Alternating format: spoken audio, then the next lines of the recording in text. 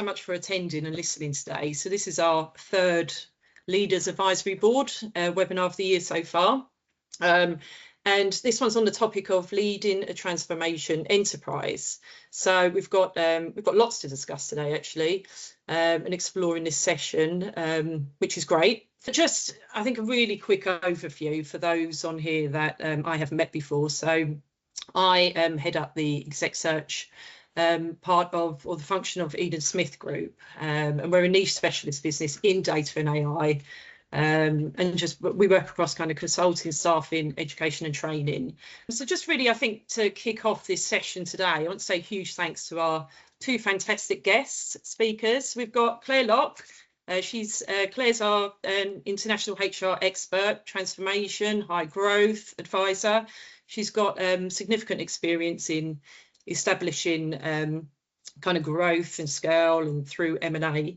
And we've also got Niresh Rajah as well. So Niresh is recognised multiple times as an award-winning global CDO, AI executive and an NED board advisor. So he brings kind of deep regulatory, commercial, operational expertise across kind of global markets. And as always, like to say thanks to Krista, our wonderful marketing director, for bringing everything together. So during these sessions, we obviously love to get everyone involved. It's always worked really well with questions from the audience. So if you have any questions, either just put your hand up or just pop the questions in the chat, and either myself or Krista will read them out. So without further ado, because we don't want to waste time, I will pass you over to Claire Locke, who's going to kick us off. Thanks, Jane, and thank Krista. Great job. And thank you everyone for joining this call. I personally think this is one of the most exciting subjects. I might be biased because all I do right now is do transformation and have these conversations across the world, which is a great space to be in. And I genuinely think this is a crossroads for HR. Our roles have evolved, whether it's I'm working with small businesses of sub 500 to global businesses across 15,000. The conversation's the same, the out drivers and the aspirations are the same of that business. Is how can we scale, how can we mature, and how do we evolve as a business and a talent team to drive that transformation? So firstly, really excited to be here.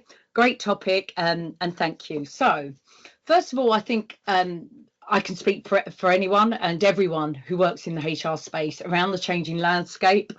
I've been in HR for what feels like 150 years, I won't lie. However, I think, but when I say the changing landscape, if we think every conversation now is around globalisation, so whether it's through organic growth, new market entry, geographical expansion, share of wallet, new markets, centre of excellence in other locations. So everything from a HR perspective has now got to think about how we globalise as a business rather than providing a support function or personnel function. It really is a core strategic partner.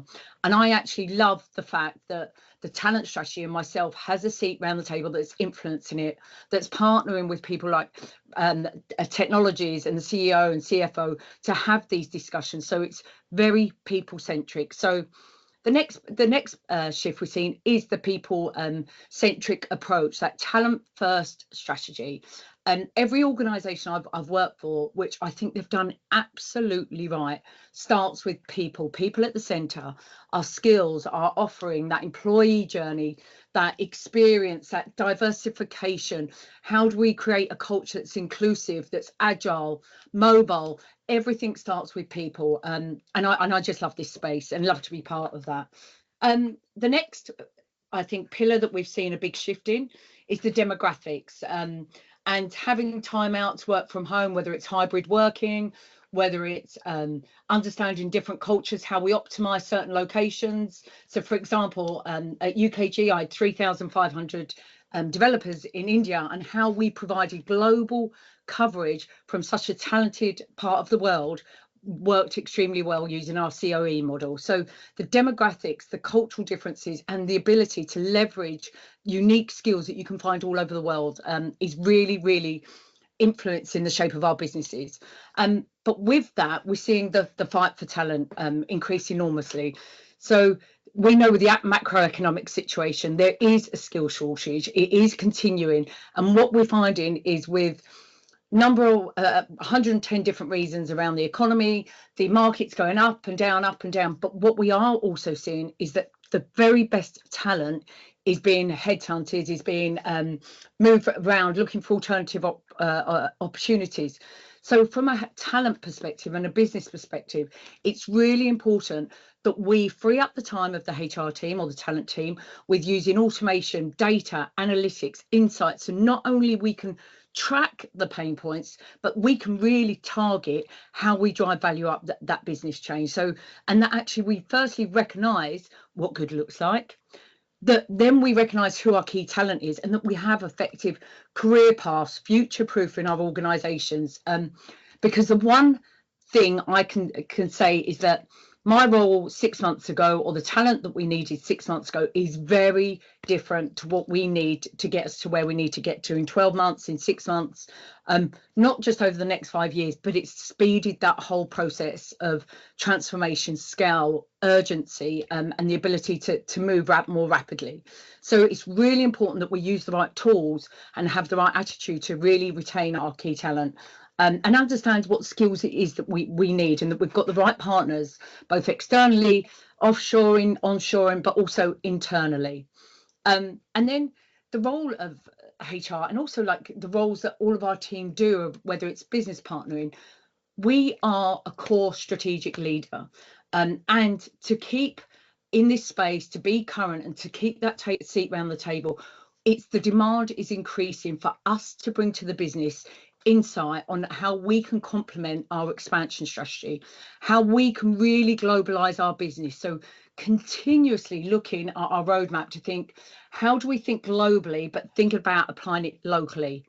And the biggest benefit I've seen is around thinking of standard practices, land and expand methodology, global coverage, expertise, centre of excellence, and really leveraging the model that's going to prove to be the most effective. And as that, we shift him to become a key strategic leader. I don't know if anyone on the call agrees with that, or if there's anything to add to that, but I really do feel that the HR space is at a crossroads, and it's a really exciting opportunity for us to move with that time. So that's how I have understood it and have experienced for our landscape to change. So this can be quite daunting when you go into a new organisation, or when you're trying to drive that growth and maturity. My advice, and I've done this at the last 3-4 organisations I've worked in, is take complexity and simplify it. So I cannot recommend it more. It starts with a core solid foundation, a core framework, whether it's something as simple as international expansion into a new market. Should it be via a PEO and then convert to an entity? What's our core offering from a total rewards perspective? And then making sure that that is a repeatable practice, so it becomes part of our EVP as a company and as an organisation. So my advice, these are the 5 key steps. Start with the basic. I know this is teaching people how to suck eggs, but I genuinely need reminding of this sometimes, like align. So in my experience, our teams generally have a tendency to focus inwardly within our teams, i.e. our systems don't work properly, we've got the wrong employment contracts, our policies are not accurate. Stop, ask yourself and say, are these drivers really moving the dial in terms of our business roadmap or our business strategy? If the answer is no, then rethink about your roadmap. But number one, it shouldn't be created in a bubble. You need to align with the business leaders, look at the strategic priorities, looking at the budget, looking at the key outcomes and measurables, and making sure that we align our strategy with the business. And making sure that the focus is always on maturing. So when you go into an organisation and you do your assessment, I'd recommend a Gartner model or an assessment model to say, Is it 0 to 5 in terms of maturity? Assess where we are today, both from an operational perspective, so a HR perspective, but then also from a wider business perspective, and making sure that those strategies integrate to become the most effective they can. So number one, align. Then number two is design. So whilst the design piece is very operational, having the most effective and efficient target operating model in how we deliver as a team the best level of service is critical. It is imperative that HR drives the business or serves the business quantumly. And by quantumly, I mean there is a shift from traditional processes to becoming a dynamic, a centralized tech enabler. So thinking about how we're leveraging agile data, data-driven practices, automation, cloud-based technologies, workflows, AI-driven insights, and most of all, which I see all the time, and we can't seem to get away from it, is the robust integration of our systems. So I join companies, and when I look at all the systems that we use, we don't use any of them correctly to the full potential. We just keep adding on shiny new toys. So the first thing I do is take it back. What do we need? Start with the why. Why is it important? What are we using that system for? How does it integrate? How does it add value? How does it remove some of the tactical activities that we're doing? So looking at people, systems, and processes. And as I said, end-to-end data flow, end-to-end solutions and suites is the way forward, and being a product-driven HR function is critical. So design carefully and choose carefully people, systems, processes. I can't say it enough, but choose carefully what we use it for, and when we use it, and how does it flow and integrate with all of the rest of our systems. But then that also applies to the people. So that's the systems. People, having the right people do the right things at the right time. I got that many years ago from Monster, and I still live by that today. 9 times out of 10, we try to move people around to suit them, but that's not going to scale our organization. So design, people, systems, and processes. If we do them 2 steps right, it will then enable us to use technology as an enabler, using data, using AI as a complementary skill, but make it a tool, so that actually we've got governance around it. All of this needs to have controls, governance, and making sure that we're optimizing it, because it avoids risk. So remember, we're moving away from the traditional sense of HR to becoming supporting the business quantumly, and also making sure that we're not just adding value, but we're accelerating it. So that J curve, HR has got the opportunity to do that. And by doing these 5 steps, we'll just put you on the beginning of that J curve to accelerate that growth when the time is right. Analyze. The most important thing is looking, where are we today? Where do we need to get to, and how are we going to get there? Again, this is not a Claire thing or a HR thing, it's a business thing. So what is our data telling us? What should it be telling us? How can we add insight, and how do we use that as a tool to underpin every decision that we make as a business? This to me will provide a best, worst, and realistic argument in every conversation you have. So having data and using it correctly, and having the right visibility and sharing that insight will move and shift a strategy just by using that. So I cannot emphasize it enough. That was probably one of the most influential time saving and efficiencies that I've seen at every organization. And then lastly, measure. So what gets measured gets done, but are we using the right metrics? More so than just traditional metrics, we need to be more intelligent and looking at the insight, digging deeper, whether, as I said, whether it's looking at a new market. So for example, Ireland versus Bulgaria. So what is the market? What is the skill set in Ireland? What is the demographics of Dublin versus Kilkenny? Obtain that insight and use that insight to measure what we found out, making sure that we're tracking, i.e.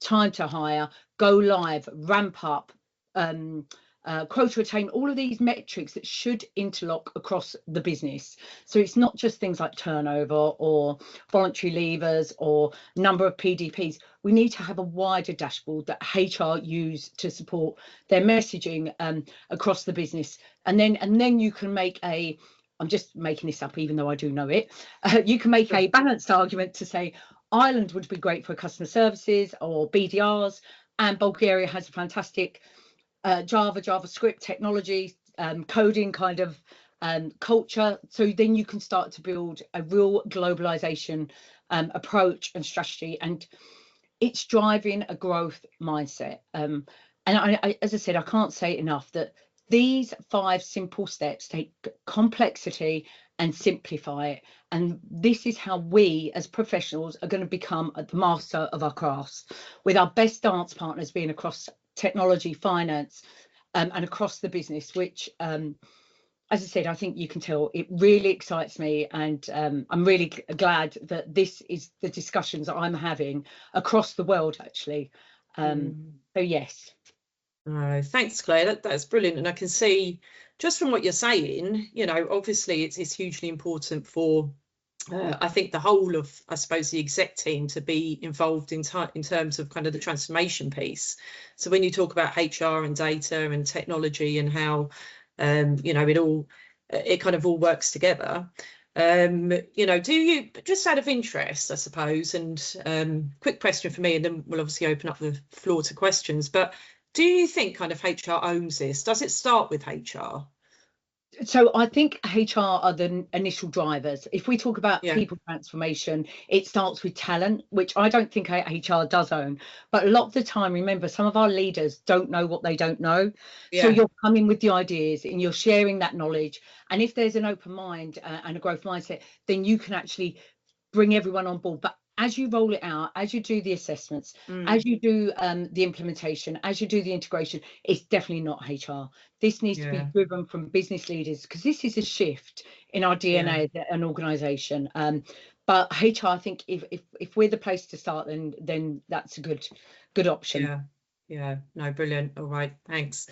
Just before we pass over to Niresh, does anyone have any questions at all for Claire? Oh, Tina. Hi, thanks, Jane. Great presentation. Thank you very much, Claire. I've got a question from a sort of data perspective and a disruption perspective on talent development and future, and really that people first mindset as well. So AI is coming along. Already we've seen it disrupt talent, as in we've seen people we've seen that disruption in operating models and what type of individuals you need where. And I've seen it and I've heard about it starting to really crater out some of those lower rungs of the talent development cycle. With that going on, what do you think talent development will look like in the future? Because we may have less entry-level roles. So what will that do? But also, how can we, more importantly, how can we keep our people with us? How can we convince them of a people-first mindset when they're seeing AI coming along and actually quite disruptively taking away some of the things that they consider? They'll see the robot doing it instead of the person doing it, and we'll be talking people first, and that may help a little bit. So I think there's definitely 2 ways to look at this. I've seen this too, but it's about using it correctly.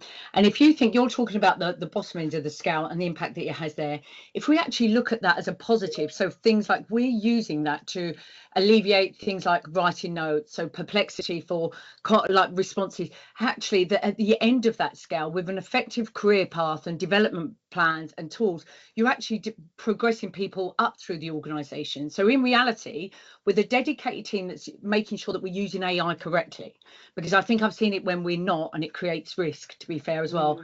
If we're using it correctly, then we have an effective career path that creates more opportunity and a wider spread of that role. So I think, to your point, Tina, number one, you're right.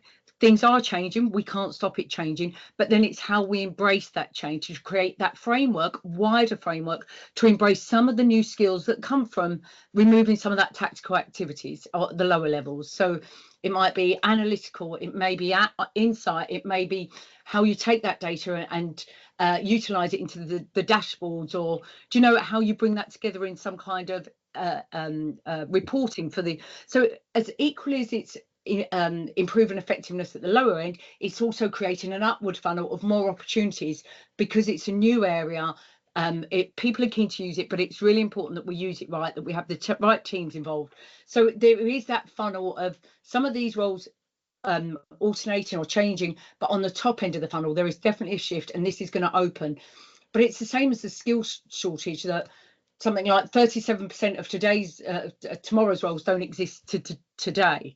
Do you know, I think this is in that sphere, and I think we've got to embrace it and optimize career paths, PDPs, opportunities, learning, external learning, to make sure that we're learning new things for our talent. And this is what we did at Cyclum, actually, exactly that.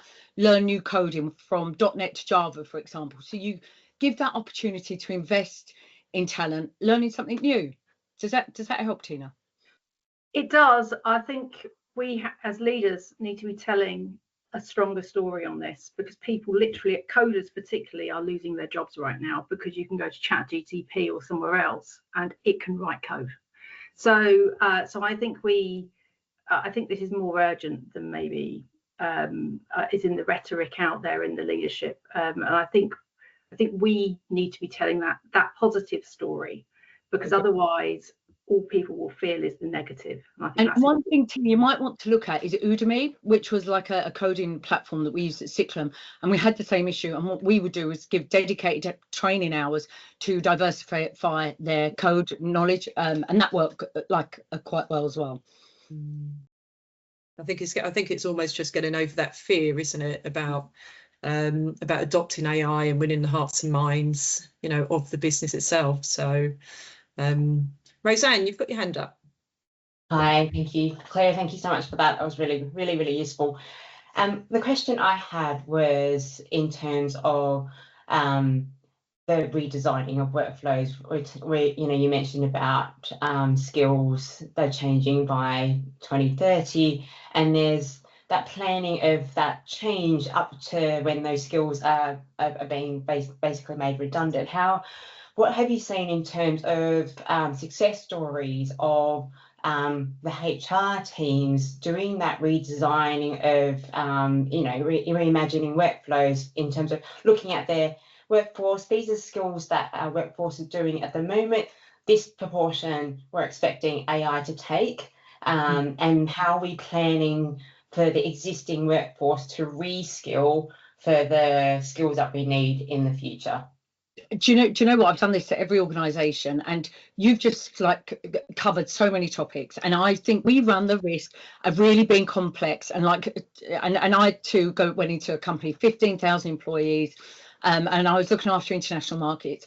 And I was like, wow, what do I do? Where do I start? And actually, the most simple thing, it started with just looking at our current target operating model, looking at our shared service. So looking at tier 0. So tier 0 can be covered by AI, chatbots, AI automation, knowledge libraries. But it was just starting to do a deep analysis with the whole team looking at it, but without owners. Then tier 1, what can we do from an operational perspective? And actually we ended up creating significantly more jobs in locations to provide global coverage.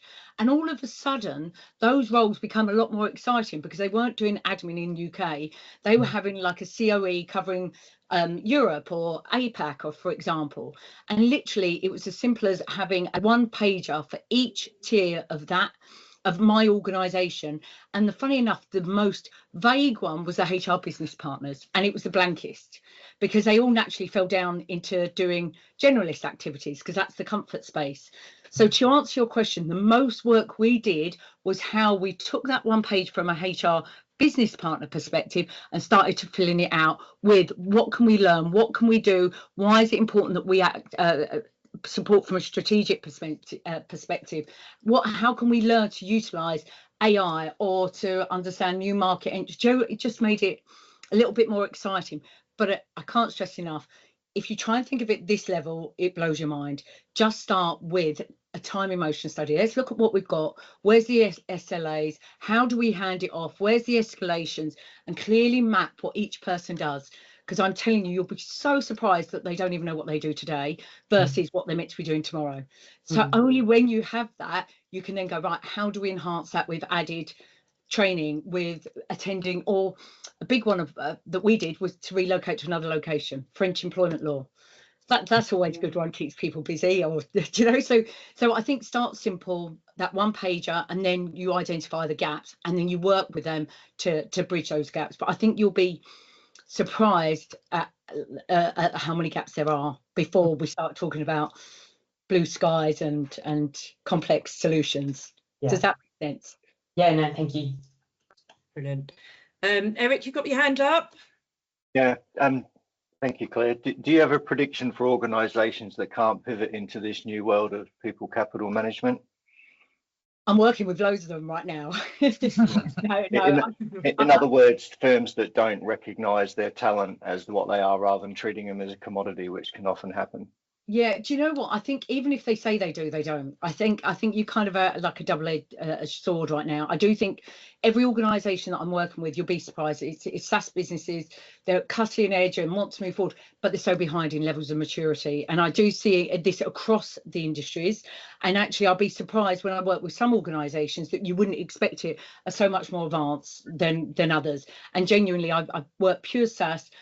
And that exercise that I just went through with Roseanne was where I started. And so I'm saying they're all on different stages of the journey. It's not industry specific, not location specific. It's purely expectation versus reality. They'll say that we're doing this and I want to build a talent strategy, but really they need to start with the policies, handbooks, etc., the more foundational stuff. But so I think we're on that journey. As I said, we're at a crossroads, and I think every organisation is at a different stage. And it starts with the leadership. As long as you're pushing on an open door, then it's a good place to be. Yeah. And it's just ensuring your leadership are working together at that exec level, isn't it, really, to pull things together. Brilliant. Oh, thanks, Claire, so much. Thanks for your questions. Niresh, over to you. So I know there was a few topics that you wanted to obviously cover today, and I suppose just touching on what Claire's covered in terms of the AI piece and adopting AI and how to enhance some minds, I suppose, of the teams. So what are your thoughts? And passing the floor to you. Thank you, Jane, and thank you, Krista, for putting together, and Claire, really great presentation. I hope everybody can hear me. I'm in an Excel in another conference, but I've tried to shepherd an area, so hopefully you can hear me and it doesn't sound like an airport. I think a few areas that I would say that's kind of really important. The first is actually preparing your own team for that transformation that's coming, and that's something I've had to do in multiple organizations with AI, but also regulation and other complex changes. And so how do you actually keep the team motivated, energized around that? And some of the key areas that I've learned in terms of some of those big transformation is, what type of information do you share? Because you normally as an exec have access to much more information than your teams, and there are timings of how do you share the right information at the right time, and what do you do about that? And that's a really important consideration, because you want to be authentic, you want to be truthful, but at the same time there is an embargo in some of the things you can share, and that's I think an age-old challenge at this level. I've always found that it works for me is being very honest, to be able to articulate this is what I'm able to share and give as much information as possible, with the whole caveat, look, I'm not able to share anymore, and we can talk about things at the right time, and being honest and having those honest conversations is important. I think the second, in terms of preparing the teams, has been around skills and learning, and getting hands dirty into some of the new changes that are coming. So an example at Danske Bank is I partnered with the chief operating officer for one of the businesses, where we were actually trying to do cross-sell training.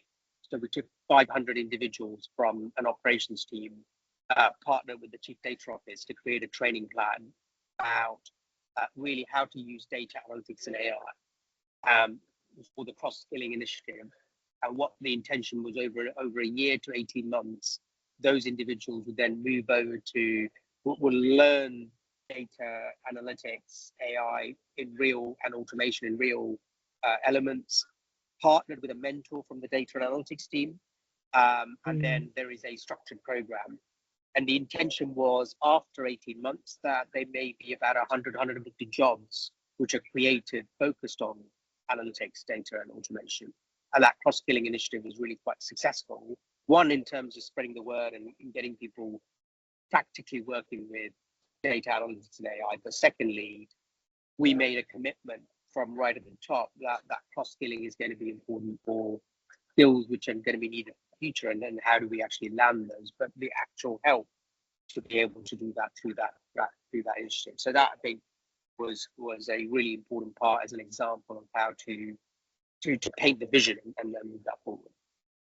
I think the other part, which and I've always said in the business, but led data and AI initiatives in various roles, is how do you actually create a intertwined strategy from a ever-changing business strategy, the events that happen outside one's control in an organization, and how do you create that data analytics and AI strategy?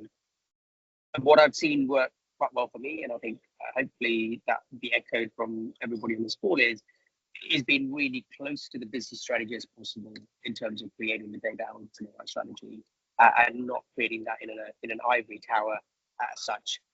So one of the ways in terms of the latest kind of Gen AI type strategies we did is really sat with each of the business to look at the most optimal use cases of how we can use Gen AI, how we can reimagine the business using Gen AI, and then created that as the tipping point for three of the businesses of kind of real Gen AI strategies, and then execution plans that sit beneath that in building data products, data platforms, and then training, communications, and change, and landing that. And that was really important in terms of prioritization of those use cases, but also use cases which are very much needed by the business as opposed to being centrally led.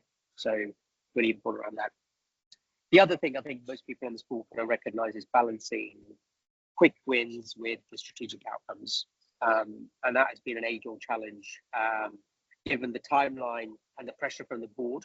And then when I turn up to the board meeting, there'll always be the non-exec directors who have been on other organizations and other boards where things are ahead of the curve in various ways. So how do you manage that quick short-term wins in terms of AI data analytics, and how do you manage that with really long-term strategic outcomes of building the data foundation, building analytics capability, and making sure that lands on the long game.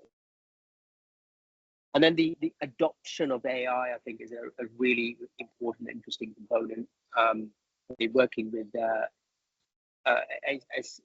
10,000 people in 40 countries in my recent assignment in a law firm, and that's been really around landing adoption. And one of the things we did is we wanted to give people the ability to actually play with AI or play with Gen AI as quickly as possible. So we developed our own AI assistant, our own legal AI assistant based on OpenAI 4.3, instrument of that, and had real use cases of contract drafting, knowledge, research, etc. But that was grounded in our own data set. But coupled with that was rolling out Microsoft Copilot to 10,000 users. And that the key part of the adoption around Copilot was really creating prompt libraries which were specific to each practice group and each country. And so we had a number of prompt libraries which were created working in partnership with each of the teams and each of the business areas. And then those prompt libraries being developed and taken forward by each of the business areas. And that was really critical because the context of how to prompt, the type of outputs, the type of knowledge that was coming through was going to be really important for the businesses to play with that and really take that forward and adapt that going forward. And so those are some of the kind of practical things that I'm seeing and you're kind of working with in terms of how do you actually land some of the big transformations? How do you make it work, and how do you actually kind of create adoption and benefits, but at the same time you're upskilling not only your own team and your own organization, your own team, but also the broader organization, and making sure that adoption works. Coupled with that is obviously how do you build stakeholder alignment across the rest of the expo table. So partnering with the CFO and the COO in my case very recently is creating use cases that would really tell and drive value both from an efficiency standpoint as well as a business benefit standpoint. So I hope that's helpful, Jane and Krista and everybody. But those are some of my, I suppose, reflections. But I'd rather it's a kind of two-way conversation with people sharing any questions or thoughts around that. Yeah, no, it's really interesting. Thanks, Niresh. Just going back to your point that you made, and a couple of things Claire said as well in terms of preparing your team when kind of your organisation is going through, you know, I suppose a major transformation. Because I know obviously you've both got lots of experience in that, but I read about the 5 C's framework recently, and it's all around kind of clarity and communications and collaboration and culture and commitment. So I suppose with you both being hugely successful in implementing change, would you say that these 5 are kind of equally important? Is there anything else that you would add? Question to both of you. Yeah, would you like to go first, or? Okay, perfect. So I think these frameworks are really helpful. And yeah. And the reason is that when you're in the thick of it, you always tend to forget in terms of what needs to happen, right? And so on. So I think in leading large-scale transformations, especially when it's people-oriented, because as Claire mentioned, but we're also talking about, there is an implication on people losing their jobs, right? Then it becomes very personal in terms of what the organization is trying to do. And I don't think all senior leaders communicate with empathy in terms of what does it mean for the. So I think that framework is helpful. I mean, the way I always think about it is we need to create a vision. And so one of the key part is that part of what is the vision of the future that is going to energize and motivate everybody, but being empathetic and truthful with integrity around what it is the future. So in these transformations, part 1 is really creating that vision and collating everybody around that vision. I think the second part is really around what is the strategy that we are moving towards. So if it is an AI first type organization, is there a really clear strategy that brings together stakeholders, employees, customers, etc.? So it's really clear. When I've done this, I've really boiled it down to one page, which is then comes to your communication point of here's what is our transformation going to be. Here are the constituent parts in terms of stakeholders around customers, employees, partnerships, the regulator in some cases, and so on. And what does it mean for them? What are we going to do, and how are we going to do it in a really simplified way? So it's strategy and then aligned to very simple communication. I guess I then think it's going to be really important around getting into the detail around transformation of the execution plan. So what does that all fine for us to say we're going to be an AI first company and we're going to do this wonderful stuff. And there's a beautiful strategy developed by one of the big strategy consulting firms who I won't name. But then how do you then actually turn that into an execution plan, but a workable, implementable execution plan? You also need to be brave enough at board to be able to turn around and say, look, this is the plan, and this is a worked up resource plan which is going to be doable with dependencies and so on, and it's not going to be, we're not going to pluck it out of thin air in terms of what that looks like. I think then, you link that then through to the collaboration you mentioned, which is how do we make sure that everybody has a part to play in that transformation, and really clear about the stakeholder involvement, but also the execution, who's doing what, and being really clear in terms of roles and responsibilities and grey areas. The communication comes in as kind of regular, impactful communication on an ongoing basis, so people don't lose focus in any way, but also people are being heard in terms of two-way communication. And then the last couple of parts, obviously talent, having the right talent and the gaps assessed to be able to execute that transformation, and then measurement.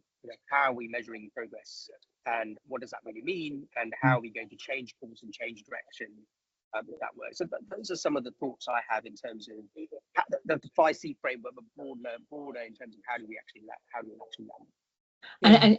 And do you know what, Niresh, as well, it's a really good point, because I even recently, a company I'm working with, there's such a tendency that when a business is struggling, or they don't want to give bad news, or want to break in, like that whole change management piece, suddenly the leadership become invisible. I cannot stress enough, and I genuinely, I was working with Stephen Bartlett recently at an event, and it was, we absolutely must have a story. Honestly, the most important thing of any EVP, any brand, any employee engagement team are going back to that we're believable, that we're transparent, and that we have a story, and that everyone's telling the same story.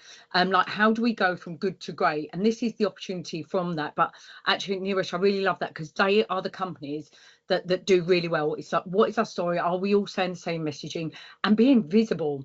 There is a real tendency that if you don't understand something entirely, you don't know what the outcome is, you're not giving the good news, that everyone just wants to disappear and keep quiet. Absolutely not. Be at the forefront, be transparent, be honest. So that communication, have a regular cadence, create a drumbeat of transparency, but have a really compelling story that drives your values, that drives your mission, that drives your behaviors. Be obsessive about culture, and that's why people stay, and that's why people will believe us, and that they want to go on this journey with us. So I think you've great points, and just to add from that I've seen. Yeah, and that's how you hold on to your good talent, right?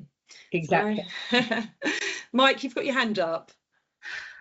Thanks, Claire and Niresh, just for sharing some of your experiences, some of your stories. It's really interesting to hear about the kind of transformation journeys you've both been on and worked on.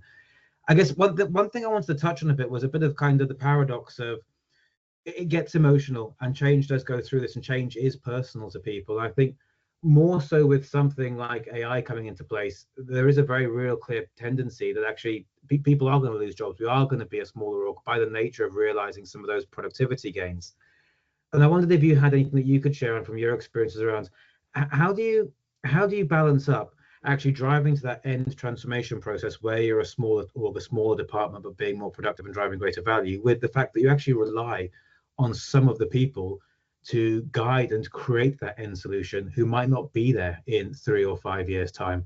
And I wonder if you had any experience around doing that, because yes, there's a story, there's a narrative, there's the emotional part, but there's also then the kind of impact assessments that you talked about previously. But I don't know if any of those are kind of strong enough to get you to that point with the people you need to also get you at that point. And I wonder if you had anything you could share around that. Thank you, Mike. I mean, I'm happy to go first. Look, I think if we all had an easy answer, then I think we'd be in a different place. So I can share with you what I have done, and I don't think there is a right or wrong answer.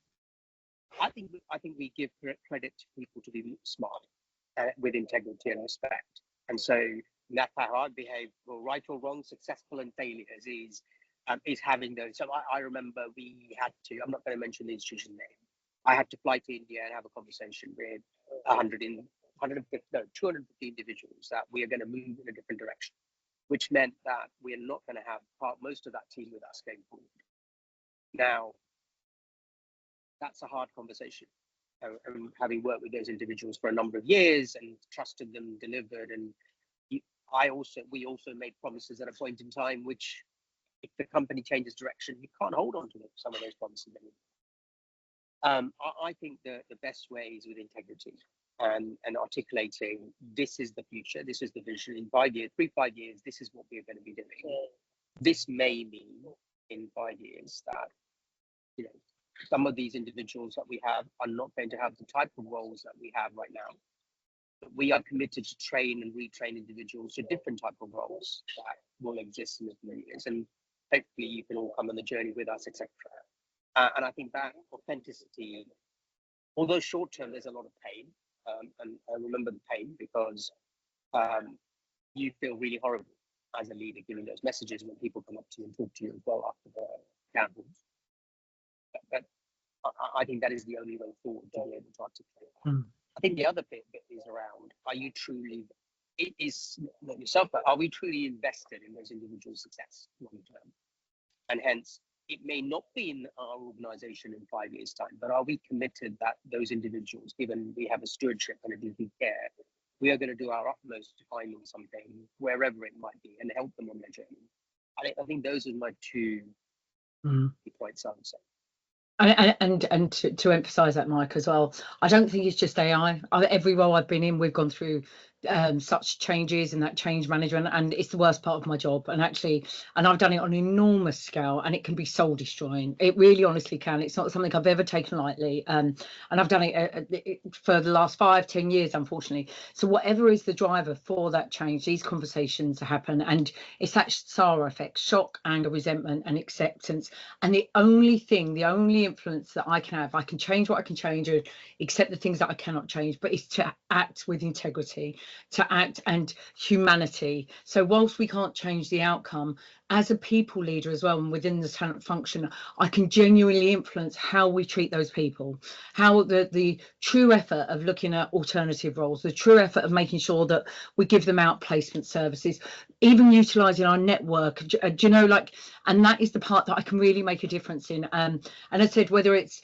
an AI that's creating this uncertainty and this instability, or whether it's the tech markets, the value of the stock going down, or whether it's Donald Trump versus kids, whatever the storm that's going on, it's how we manage it. And the one thing that I live by my career is looking people in the eye and acting with humanity, like truly. Some things we just can't influence, and it's not good. But I agree with Niresh. You be honest, you be transparent, you give people time to go through those emotions. So the shock of why me, the anger, how dare you do it to me, then the resentment, I'm going to get you, and then you're at that acceptance stage, and you've gone with them on that journey. You haven't hidden, you've provided that support, you've got that emotional care, you've reached out to your network, you've also helped them realise their potential. So a lot of the time it's actually sitting down going, did you know you're really great at this? Let's look at, how do we shift and pivot?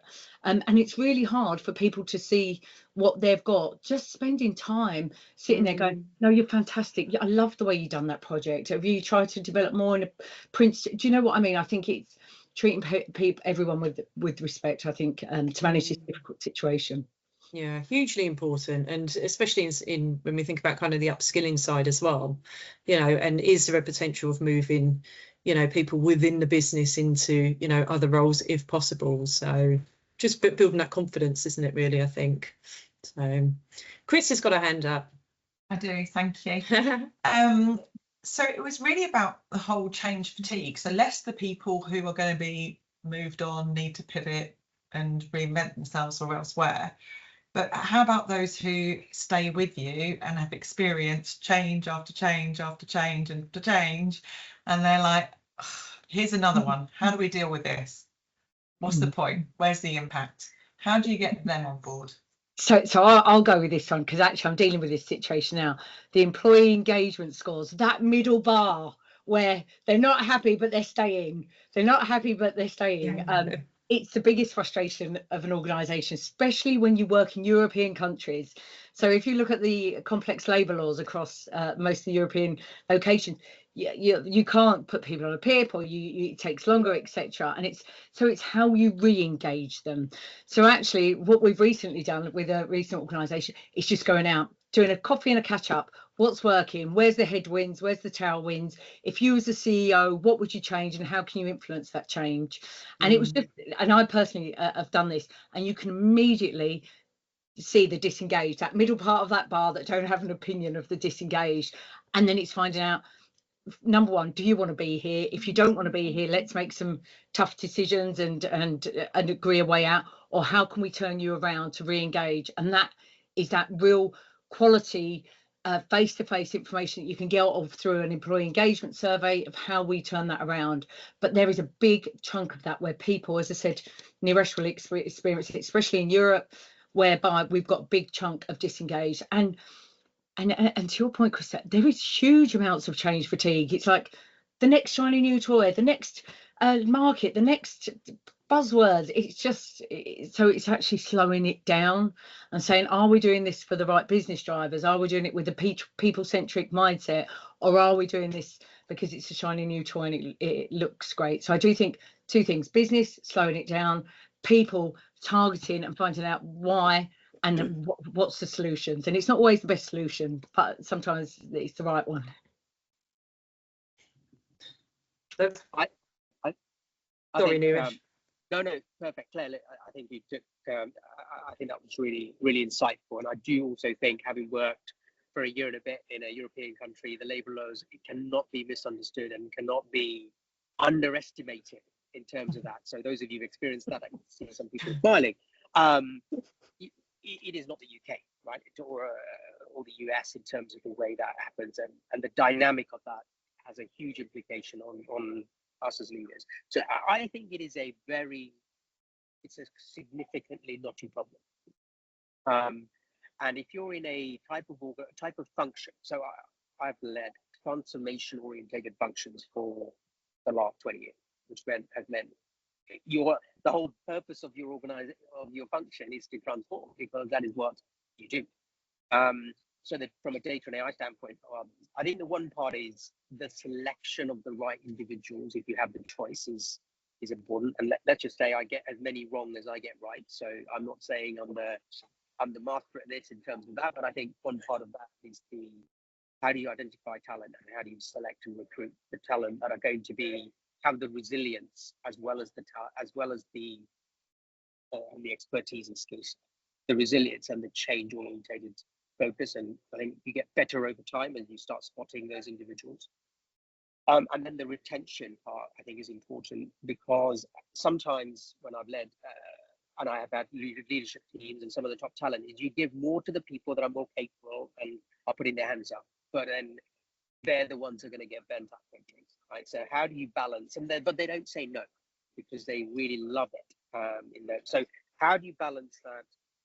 Not your direct real reports, but the next couple of layers of giving focus areas. So you're not actually giving more to people that are fantastic and are executing well, but actually are going to get burnt out.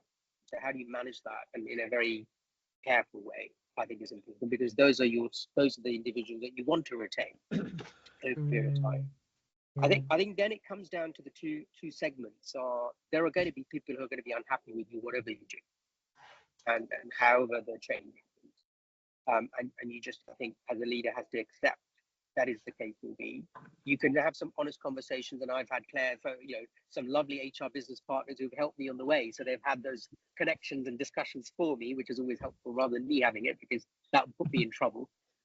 So the HR business partner is a valuable ally in having a trusted HR business partner to have those conversations, not in a negative way, but maybe some people's roles are more operational and they're better placed somewhere else than in your own organization or in your own path. And then there's kind of managing, how do you actually start to move some of those individuals from the middle layer, who are I would say, are the silent majority, who can be swayed either way, right? The silent majority, and they're good people, they want to do well, but they can be influenced either way. And I think the amount of time that you as a leader, you as your direct reports spent with that silent majority in terms of communication, reinforcement, reward and recognition, really means a massive amount in terms of actually when you're on a long-standing transformation, is to keep that energy up and so on. And lastly, you need to protect your team.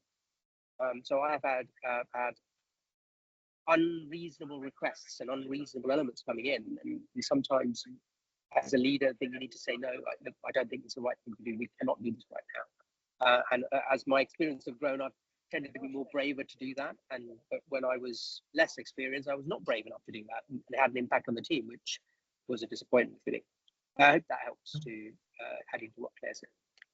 No, that's brilliant. And it's all around kind of, I suppose, when we talk about teams and just ensuring that we are keeping hold of, those that we want to. It's all around that well-being, employee growth, and as you say, I suppose in terms of kind of competitive salaries in the market, and lots to think about. That's really useful. Thank you both. Nicola, you've got your hand up. Yes, thank you. I've got lots of questions and really interesting insights. So really appreciate the input of Claire and Niresh today. You touched on it a little bit earlier on, Claire, in terms of the political landscape. And that's having obviously huge volatility. We're seeing huge volatility across the globe, both, you know, sort of from a people perspective and, you know, kind of the economic environment as well. I was just interested in your thoughts around how we would navigate that. This isn't an organisation I'm working with at the moment, but I've worked globally in kind of European roles before.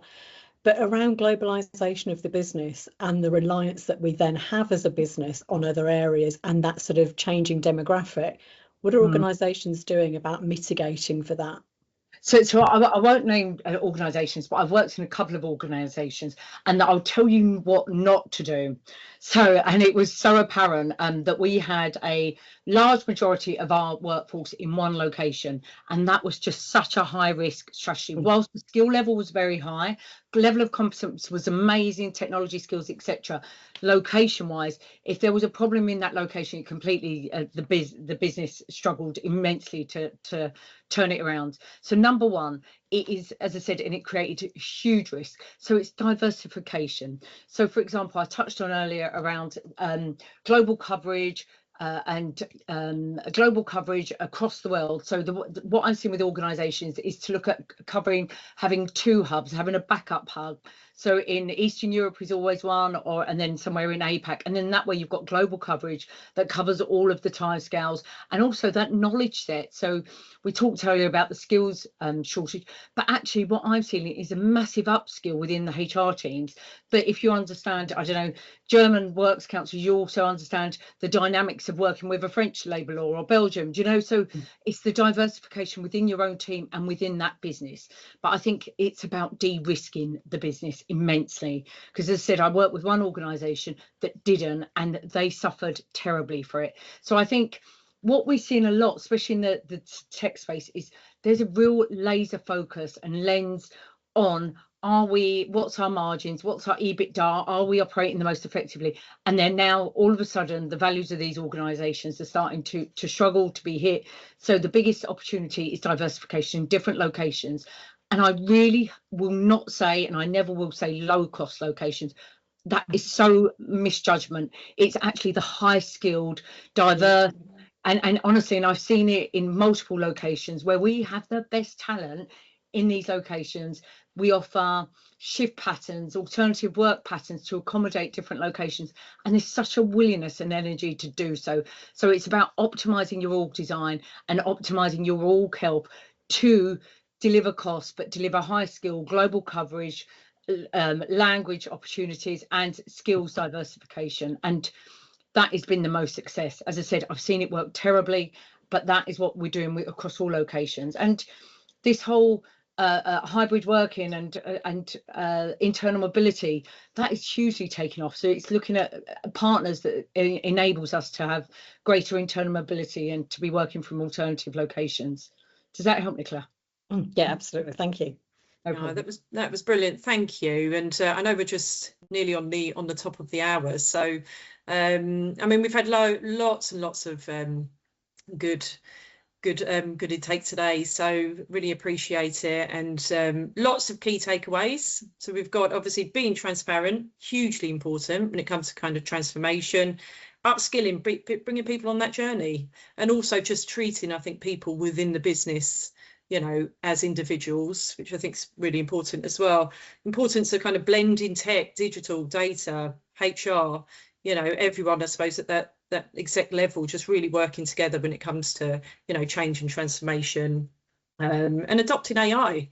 And I suppose, you know, how you're going to win the hearts and minds of people. And it just comes back to, you know, ensuring that, you know, I suppose the team and business unit heads and everyone within, I suppose, individual kind of businesses, you know, that they're quite happy to go on that journey. So it's just about, I suppose, focusing again on that transparency piece and building trust.